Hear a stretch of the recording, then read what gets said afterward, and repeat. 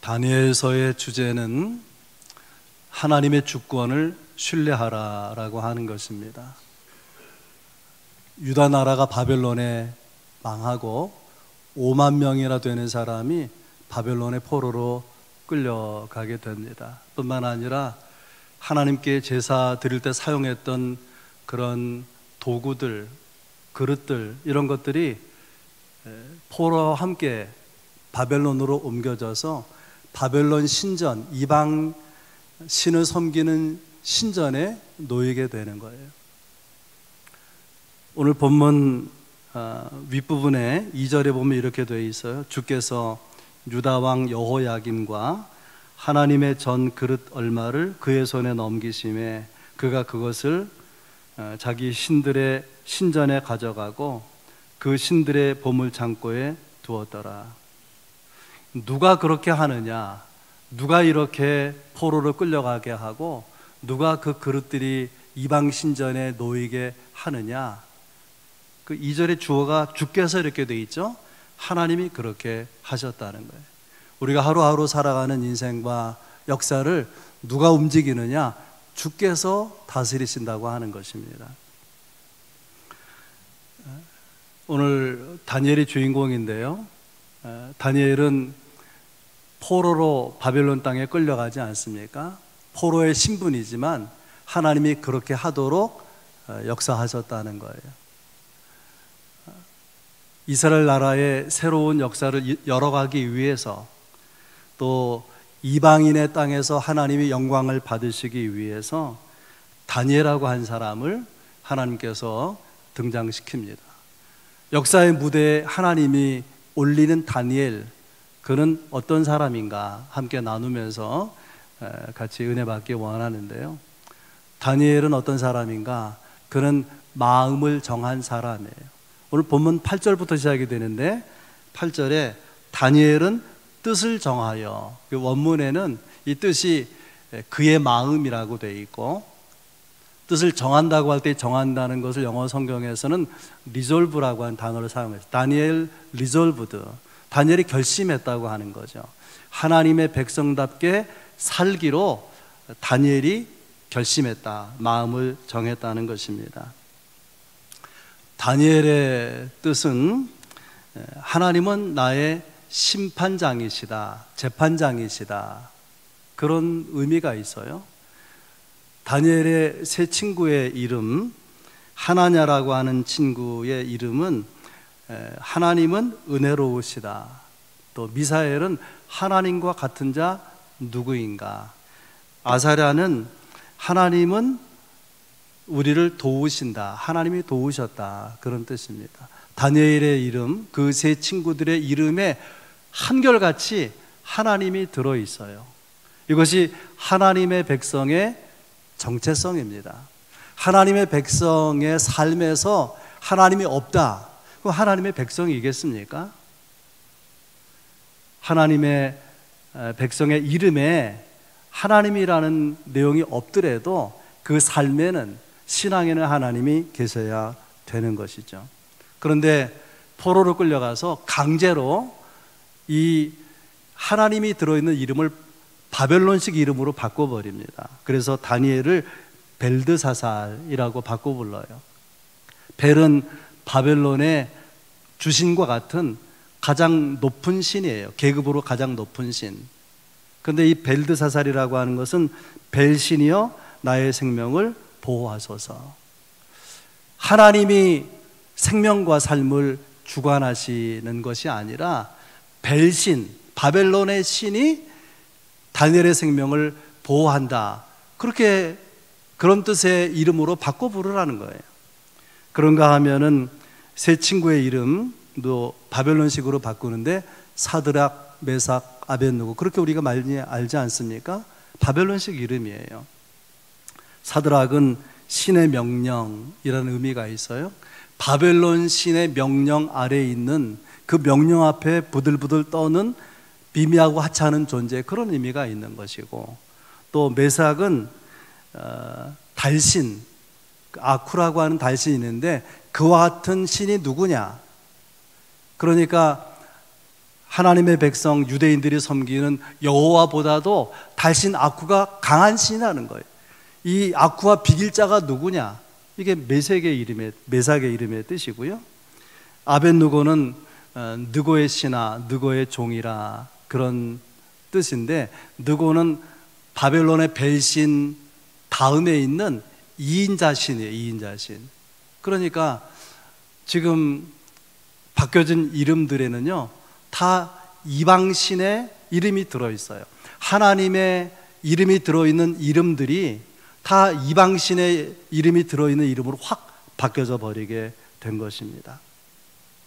하나님이 심판주이시고 하나님이 은혜로우시고 하나님과 같은 자 누구인가, 그만이 도움이시다, 이런 놀라운 신앙의 이름들이 바뀌어서 저들의 이름이 바벨론식으로 불려질 때마다 하나님을 생각하는 것이 아니라 이방 신의 이름을, 이방 신을 떠올리게 되는 거예요. 의도적으로 그렇게 만든 것입니다.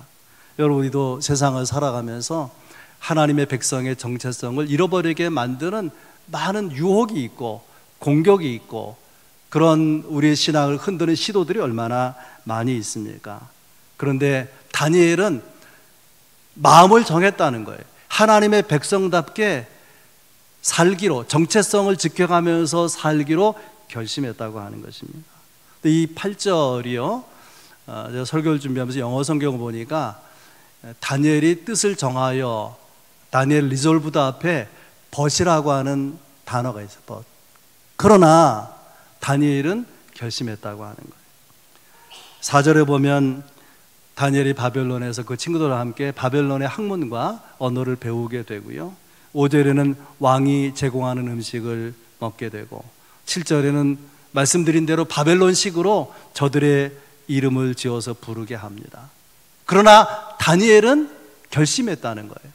마음만은 빼앗기지 않겠다고, 신앙만은 절대로 굽힐 수 없다고, 그렇게 굳게 결심했다고 하는 것입니다. 그래서 다니엘서 1장부터 12장까지에 보면 다니엘이요, 바뀌어진 이름 벨드사살이라는 이름으로 부르질 않아요. 나 벨드사살은 그렇게 말하는 내용이 한 군데도 나오지 않고요, 나 다니엘은 계속해서 히브리식 이름을 사용하는 것을 보게 됩니다. 이런 말이죠. 나의 주인은 하나님이십니다. 그분은 살아계시고 내 인생을 주관하시고 세상 역사를, 우주를 주관하시는 분입니다. 나는 그분을 믿는 하나님의 백성답게 살 것입니다. 굳게 이것을 결심했다고 하는 것입니다. 여러분, 결심해 본 적이 있습니까? 언제 결심합니까?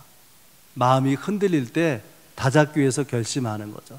다니엘이 굳게 결심했다고 하는 것은 이 결심하기 전에 그도 고민이 있었다는 거예요. 어떻게 할까? 망설임이 있고 갈등이 있고 고민이 있었는데 이제 마음을 굳게 정한 것입니다. 마음을 굳게 정하는 게 얼마나 중요하냐? 이사야서 26절 3절입니다. 주께서 심지가 견고한 자를 평강하고 평강하도록 지키시리니 이는 그가 주를 신뢰함이니라. 심지, 마음의 뿌리, 그 마음이 견고한 사람에게 하나님은 하늘의 평강을 주신다는 거예요. 다니엘의 나이 16입니다. 어린 나이 아닙니까? 그러나 그가 책을 읽든지 음식을 먹든지 휴식을 취하든지 무엇을 하든지 간에 그는 마음의 방향을 하나님께로 딱 정한 것입니다. 여러분, 생각하며 사시는지 모르겠어요. 하나님은 우리의 마음을 보시는 거예요. 우리의 마음을, 우리의 중심을 보시는 것입니다. 여러분이 주일날 예배의 자리에 나와 있는데 그 자리를 보시는 것이 아니라 그 자리에 앉아 있는 여러분의 마음을 보신다고 하는 것입니다. 여러분 생각해 보세요. 왜 나라가 망해서 바벨론의 포로로 백성들이 끌려가는 것입니까? 하나님께 예배 드릴 때 사용한 그 거룩한 물건들이 왜 바벨론 땅에 거기로 옮겨져서 그들이 신전에 놓는 물건이 되도록 하나님이 허용하신 것입니까? 그것은요, 하나님 백성의 마음에 하나님이 없기 때문에 그런 거예요. 하나님께서는 마음을 다하여 하나님을 사랑하라 그러잖아요. 그 마음을 다하여 사랑하라는 그 마음이 그들에게 없기 때문에 이런 환난을 당하게 된 것이죠. 하나님을 향한 마음을 잃어버린 시대 가운데에서 그 마음의 방향을 오직 하나님께로 정한 다니엘을 하나님이 보신 것입니다. 기뻐하시고 그를 귀하게 여기시고 그의 인생을 빛나게 하는 것입니다. 나라가 망하고 포로로 끌려갔어요. 그런 다니엘에게 뭐가 남아있겠습니까? 가진 것이 아무것도 없습니다. 그러나 그의 마음의 중심은 하나님을 향해 있는 거예요. 이것을 하나님이 귀하게 보시는 것입니다.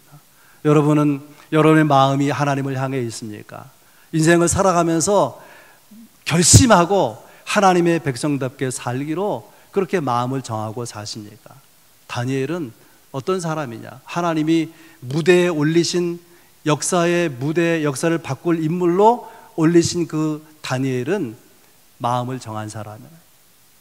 하나님의 백성답게 살기로 결심한 사람이라는 것입니다. 첫 번째 드린 말씀이고요. 두 번째는 그렇게 마음을 정하고 결심했는데 구체적으로 어떻게 살 것인가를 결심했다는, 성결하게 살기로 마음을 다잡은 사람, 그것이 다니엘입니다. 5절부터 살펴보면 또 왕이 지정하여 그들에게 왕의 음식과 그가 마시는 포도주에서 날마다 쓸 것을 주어 3년을 기르게 하였으니 그 후에 그들은 왕 앞에 서게 될 것이라. 여기 5절에 이렇게 되어 있죠. 왕이 지정하여, 그냥 좋은 음식을 주는 것이 아니라 왕이 이런 음식을 저들에게 제공하라. 왕이 지정해 준 음식이에요. 그 음식을 뭐라고 표현하냐면 왕의 음식, 또 그가 마시는 포도주라. 이 말은 이런 뜻이죠. 왕이 먹는 음식을 주라는 거예요. 왕이 마시는 포도주를 주라는 거예요. 여러분, 왕궁에서 음식을 준비하는 셰프, 최고의 셰프죠. 거기에 사용하는 재료, 최고의 식재료죠. 그런 음식은요, 일반 백성이 보지도 못하고 맛보지 못하고 본 적도 없는 그런 아주 값비싼 음식이죠. 이런 고급진 음식을 왜 저들에게 제공하느냐? 포로로 끌려온 그 중에서 발탁된 소년들에게 왜 제공하느냐? 그 내용이요, 5절 끝에 이렇게 되어 있어요. 그 후에 3년을 이렇게 먹이고 길러서 그 후에 그들을 왕 앞에 서게 할 것이라, 서게 될 것이라. 바벨론 제국이 확장되면서 그 제국을 다스리기 위한 지도자들이 많이 필요하잖아요. 그래서 그런 인재로 쓰기 위해서 느부갓네살 왕, 바벨론 왕의 수족으로 거느릴 지도자를 양성하기 위해서 그들에게 최고의 음식으로, 최고의 환경으로 제공을 한다는 것입니다. 여기 문제가 있어요. 왕이 제공하는, 왕이 먹는 음식의 상당한 부분은 이방 신전에 바쳤다가 물려낸 음식이라고 하는 거예요. 유대인들에게는 음식 정결법이 있어요. 이런 음식은 먹어도 되고 이런 음식은 먹으면 안 되는, 먹으면 죄가 되는 그런 음식이 있는 것입니다. 우상에게 바쳐진 음식은 절대로 먹어서는 안 되는 그런 음식이죠. 그래서 다니엘이 황관장에게 이렇게 말합니다. 8절에 보면 왕의 음식과 그가 마시는 포도주로 자기를 더럽히지 아니하리라. 목사님들 중에도요, 청와대의 초청을 받아서 오찬 혹은 조찬, 만찬 이런 식탁에 초대가 되잖아요. 그럼 굉장히 기대를 한다는 거예요. 청와대의 셰프는 어떤 음식을 만들어낼까? 또 그 자리는 얼마나 화려할까? 청와대 안의 환경은 어떤가? 잔뜩 기대를 가지고 가서 식사를 나누고 온다는 이야기를 들었습니다. 다니엘에게, 포로로 끌려온 다니엘에게 왕이 먹는 음식, 왕이 제공하는 음식은 얼마나 대단하겠어요. 먹고 싶지 않겠습니까? 16살, 이 사춘기, 청소년 나이에 얼마나 먹어보고 싶은 그런 유혹이 되겠습니까? 그러나 먹으면 하나님의 백성으로서의 삶이 더럽혀지는 것이기 때문에 나는 그렇게 살고 싶지 않다는 것입니다. 데살로니가전서 4장 3절에 하나님의 뜻은 이것이니 너희의 거룩함이라. 우리를 향하신 하나님의 뜻이 있는데 그것이 거룩함이라, 구별된 삶이라는 거예요. 그래서 다니엘은 내가 구별되게 살아서 하나님의 백성의 거룩함을 더럽히지 않겠다, 그렇게 결심했다는 것입니다. 유혹은 되지만은, 먹고 싶은 마음이 있지만, 너무 좋아 보이는 음식이지만은 죄와 더불어서 즐기지 않겠다고 하는 거예요. 문제는 이렇게 거절하고 나면 삶이 고달파질 수 있고 귀찮아질 수 있고 어려움이 일어날 수 있습니다. 그럼에도 불구하고 성결하게 살기로 다짐한 그런 사람이 다니엘이라고 하는 거예요. 여러분, 신앙은 여러 가지로 정의할 수 있는데 신앙은 관념이 아닙니다. 우리 신앙이 표현되는 자리는 삶의 한복판이죠. 삶의 한복판에서 내가 어떤 영적 가치관을 가지고 살 것인가, 그것이 믿음인 거예요. 그래서 바울 사도는 이렇게 말합니다. 고린도전서 9장 27절, 내가 내 몸을 쳐 복종하게 함은 내가 남에게 전파한 후에 자신이 도리어 버림을 당할까 두려워함이로다. 바울이 복음을 전해요.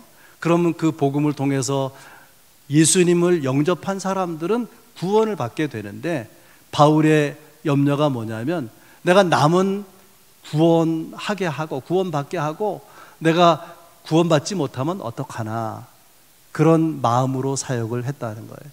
그래서 자기의 마음을 바르게 지켜갈 수 있도록 하기 위해서 몸을 쳐서 복종시켰다는 거예요.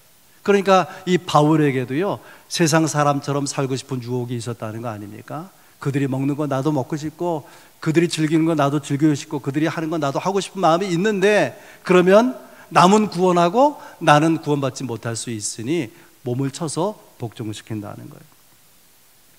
그런 바울에 비해서 현대 그리스도인들은, 하나님의 백성들은 얼마나 유약합니까? 그 돈 때문에 믿음 팔아먹은 사람들 많아요. 그 명예 때문에 정말 신앙 좋아 보이는 사람처럼, 좋은 것처럼 그렇게 보여줬던 사람이 어이없게 비참하게 그 믿음이 무너지는 모습을 얼마나 우리가 주변에서 많이 보게 됩니까? 우리가 기억할 것이 있어요. 하나님의 백성에게 있어서, 그리스도인에게 있어서 거룩함을 잃어버리면 아무것도 아닌 것입니다. 그에게 기대할 것이 아무것도 없는 거예요. 하나님이 우리에게 보시는 것은 중심이에요. 거기에 거룩함이 없다면 하나님 보실 때 카운트할 수 있는 게 아무것도 없다는 것을 아셔야 될 것입니다. 다니엘은 하나님의 백성답게 살기로 리졸브, 결심했어요. 그런데 생각만이 아니라 구체적으로 말씀을 지켜가기로, 자기 영혼을 더럽히지 아니하기로, 성결하게 살기로 결심했다는 것입니다. 그렇게 사는 출발점이 예배인 것입니다. 어떤 사람은 손님 왔다고 예배를 안 와요. 그것은 자기의 삶을 성결하게 지켜가는 데 실패하는 것이죠. 여러분, 예배에 철저할 수 있길 바랍니다. 세 번째가 중요한데요, 다니엘이 어떤 사람인가 하면 용기의 사람이에요. 다니엘이 자기의 결심을 환관장에게 알리자 환관장이 걱정하면서 다니엘에게 하는 말 10절입니다. 환관장이 다니엘에게 이르되 내가 내 주 왕을 두려워하노라. 그가 너희 먹을 것과 너희 마실 것을 지정하셨거늘 너희 얼굴이 초췌하여 같은 또래의 소년들만 못한 것을 그가 보게 할 것이 무엇이냐. 그렇게 되면 너희 때문에 내 머리가 왕 앞에서 위태롭게 되리라. 고기를 안 먹고 채소만 먹고 그래서 얼굴이 초췌해지면, 그래서 고기 먹는 다른 소년들과 비교해서 얼굴에 이렇게 기름기가 빠지고 건강해 보이지 않고 그러면 그 책임을 나한테 물을 것인데, 그 10절 끝에 이렇게 되어 있죠. 내 머리가 왕 앞에서 위태롭다. 무슨 말이에요? 모가지가 달아난다 그 말이에요. 모가지가. 그것은 환관장의 책임이니까. 두 가지 면에서 다니엘은 지금 왕이 제공하는 이 진미를 거절하기 어려워요. 하나는 인정. 환관장이 다니엘과 세 친구들에게 어떤 사람이냐면 고마운 사람이에요. 많은 포로들 가운데서 특별히 호의를 보이고 이 다니엘과 세 친구들에게 관심을 보이고 잘해주는 거예요. 그런 사람의 기대를 저버리기는 어렵죠. 우리가 그러잖아요. 그러지 말아야 되는데 그 사람 나하고 가까운 사람이야. 또 나한테 잘해주는 사람이야. 그러니까 마지 못해서 마음은 하기 싫은데 하기 싫은 일을 할 때가 덜어 있지 않습니까? 신앙이 거기에 걸린다면요, 거기서 내가 뭐 그래도 교회는 나가는 건데, 하나님 믿는 건데 조금 양보하죠. 한 걸음 양보하면 두 걸음 양보하게 되고, 세 걸음 양보하게 되고, 시간이 지나면 그러면 상당히 내가 믿음의 자리에서 멀어진 것을 나중에 보게 되는 것이죠. 여러분, 인정, 인간관계가 중요하지만 그것이 내 신앙을 더럽히게 되는 일이라면 단호하게 끊을 수 있기를 바랍니다. 이 단호함이 없이는 정결한 신앙을 지켜갈 수가 없는 거예요. 인정을 넘어서야 돼. 인간관계를 넘어서야 돼. 또 한 가지 어려움은 뭐냐면 자기의 목숨이 위태롭다는 거예요. 환관장이 말하잖아요. 너희 때문에 내 목이 위태롭다. 그러면 포로로 끌려와서 신분이 노예였던 다니엘은 그 목숨이 말할 것도 없는 거죠. 특혜를 박탈당할 수 있고, 다시 노예 신분으로 돌아갈 수 있고, 감옥에 갇히거나 극단적으로는 죽임을 당할 수도 있고요. 자기 때문에 자기 동족 유대인, 포로로 끌려온 사람들의 안전이 위협을 당할 수도 있는 상황이죠. 그럼에도 불구하고 왕이 주는 음식, 그것은 이방신에게 바쳐진 음식이니까 거절하고 싶다는 거예요. 자기 영성, 신앙을 더럽히지 않고 싶다, 그렇게 말하고 있는 것입니다. 여러분, 용기가 드러나야 되는 시간이 언제일까요? 용기가 필요한 시간이 언제일까요? 위기의 순간이에요. 위기의 순간.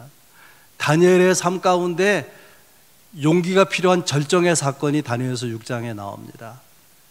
이제 왕이 바뀌게 되고 다리오라는 사람이 바벨론의 왕이 되었을 때에 나라가 커지니까요, 그 바벨론 제국을 120개의 지방 도시로 나눠요. 우리가 지금 광역시가 있잖아요. 그런 것을 120개로 나눠서 120명의 지방 장관을 임명을 하고 그 위에 그것을 관할할 수 있는 총리 3명을 세우게 되는데, 그 총리 중에 하나가 다니엘이고, 그 중에 으뜸으로 다니엘을 세운 거예요.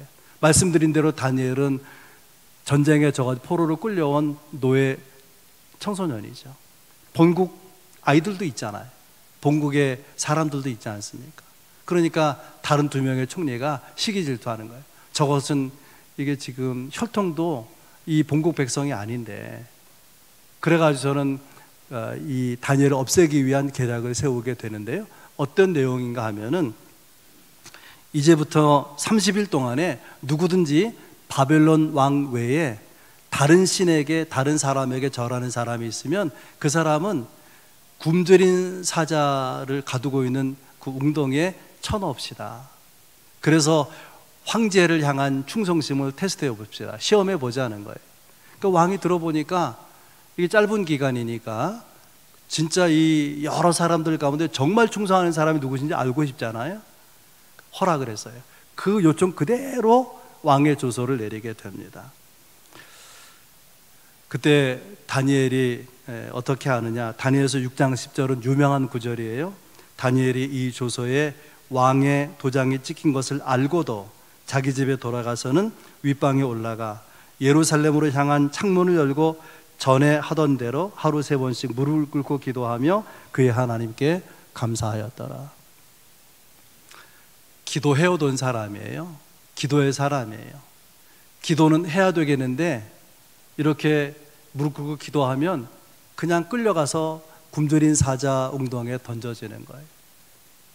그러면 어떻게 될까요? 그냥 개미 목소리 같이 다 기어 들어가는 목소리로 나직이 기도가 끝내야 될 거 아닙니까? 기도하는가 했더니 끝나버리는 그런 기도를 해야 될 것인데, 창문을 열어요. 그리고 정해진 시간, 이게 기도 시간이에요.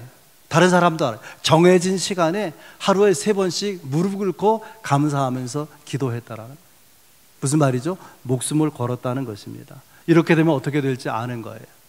그래서 굶주린 사자가 있는 웅덩이에 그냥 던져지게 되죠.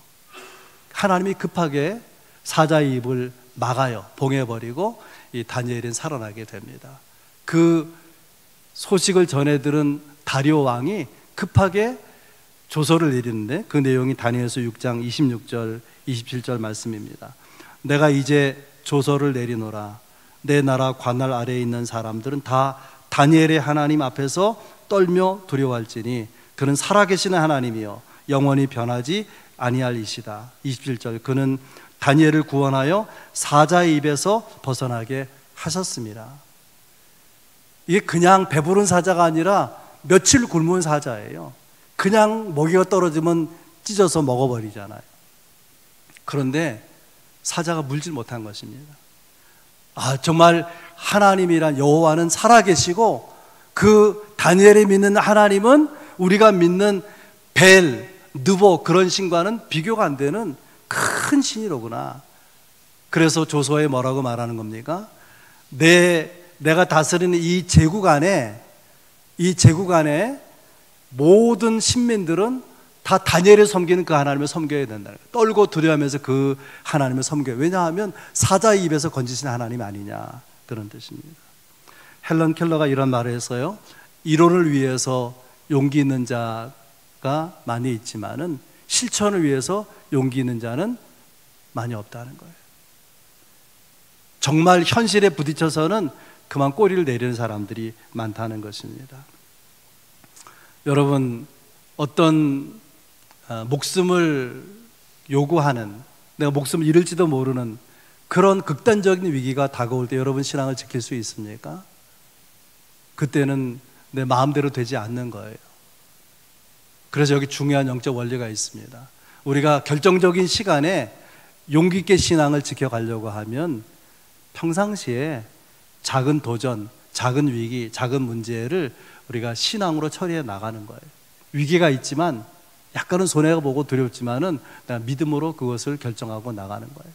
이것이 훈련이 되고 반복이 돼서 체질화되면은 그 위기의 순간에도 믿음으로 선포할 수 있는 다니엘 같은 용기를 나타내게 될 것입니다.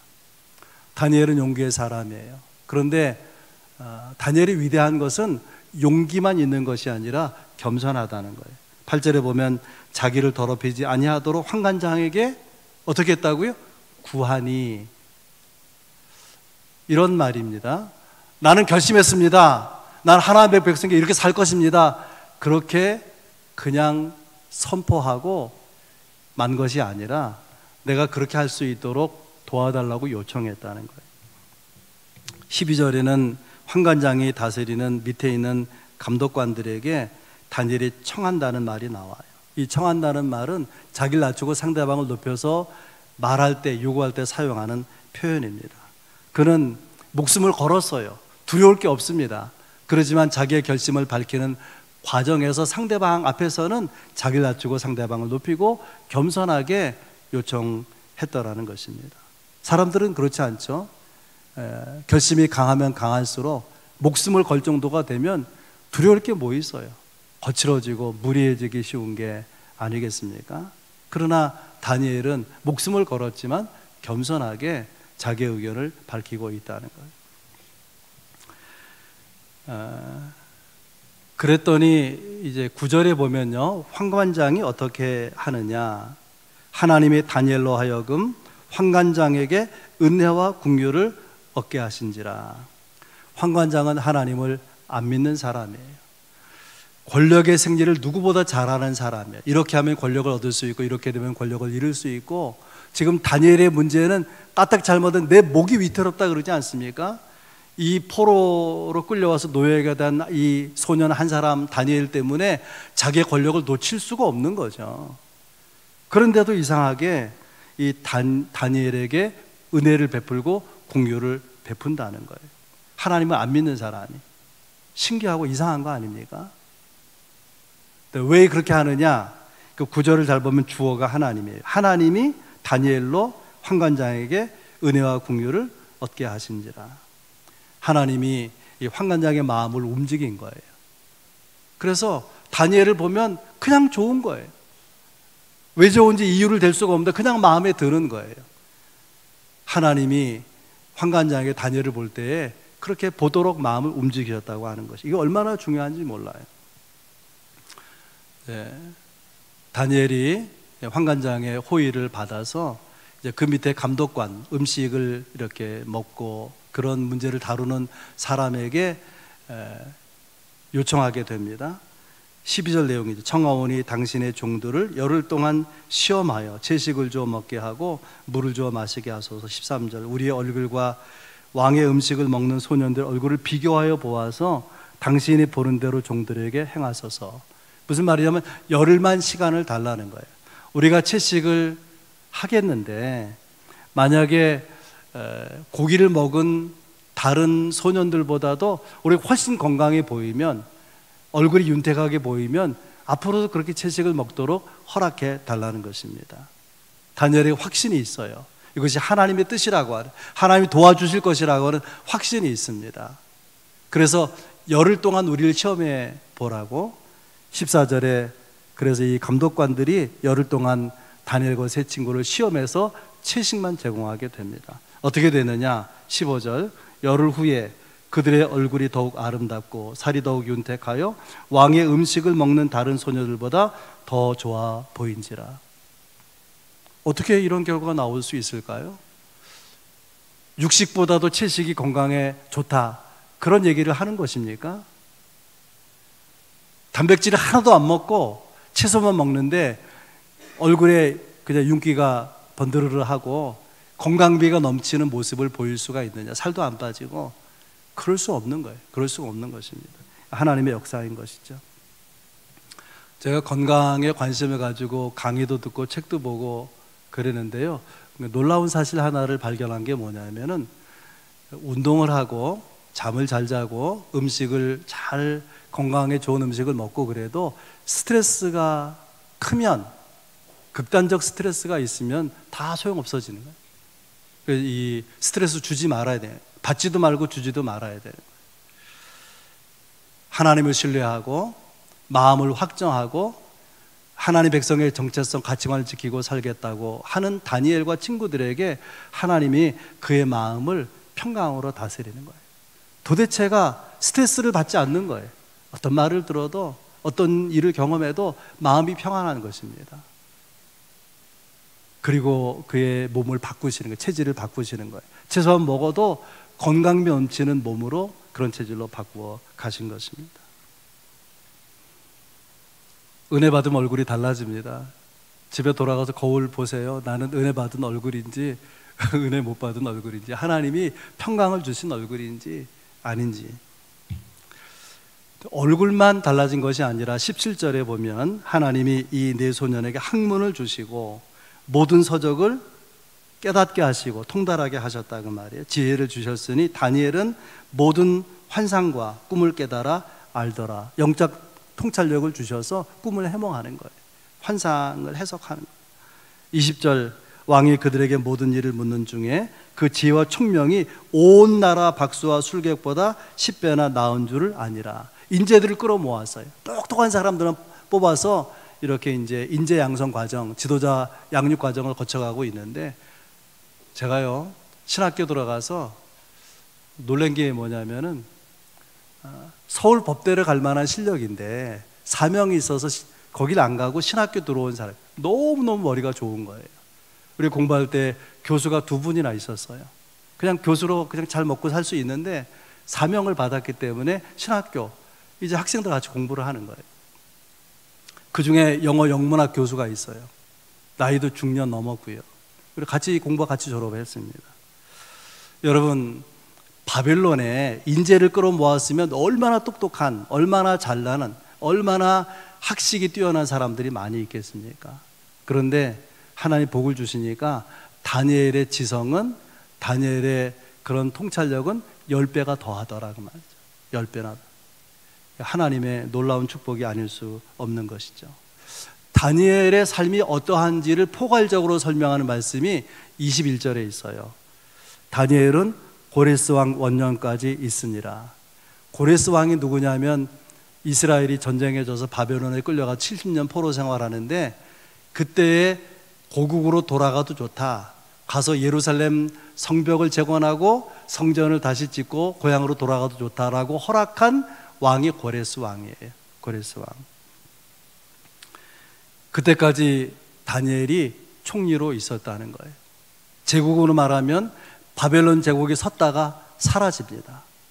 메데라고 하는 메디아로 세상에 알려진 메데 제국이 또한 섰다가 사라져요. 그리고 바사, 페르시아라는 나라가 지금 서게 된 것입니다. 왕으로 말하면 느부갓네살 왕 때, 바벨론의 느부갓네살 왕 때에 전쟁에서 포로로 끌려왔는데 그가 죽고 그가 지나가 버리고 그의 아들 벨사살 왕이 되었다가 지나가 버리고 다리오 왕이 됐다가 지나가 버리고 고레스가 페르시아의 왕이 됐을 때 총리가 역시 누구예요? 다니엘입니다. 65년 세월이에요. 16살에 발탁이 돼가 65년 80이 넘어가는 나이에 이르기까지 가장 영향력이 있는 사람으로, 남의 나라에서 하나님의 영광을 드러내는 사람으로, 메시아가 오실 것을 예언하는 그런 영적 통찰력을 가진 사람으로 쓰임받는 것입니다. 하나님이 그에게 주신 복을 다니엘서 6장 65절에 한 문장을 이렇게 정리합니다. 다니엘이 다리오 왕의 시대와, 바벨론의 마지막 왕이에요, 바사 사람 고레스 왕의 시대에 형통하였더라.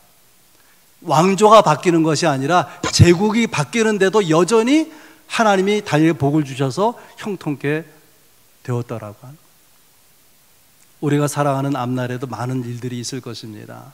우리가 다니엘처럼 마음을 정하고 하나님의 백성답게 거룩하게 살아가기로 성결한 삶을 결단하고 그 삶을 용기 있게 실천하면 다니엘을 시대를 넘어서, 환경을 넘어서, 제국을 넘어서 형통케 하신 그 은혜로 우리의 삶에 은혜를 베푸셔서 여러분의 삶을 형통케 하실 것입니다.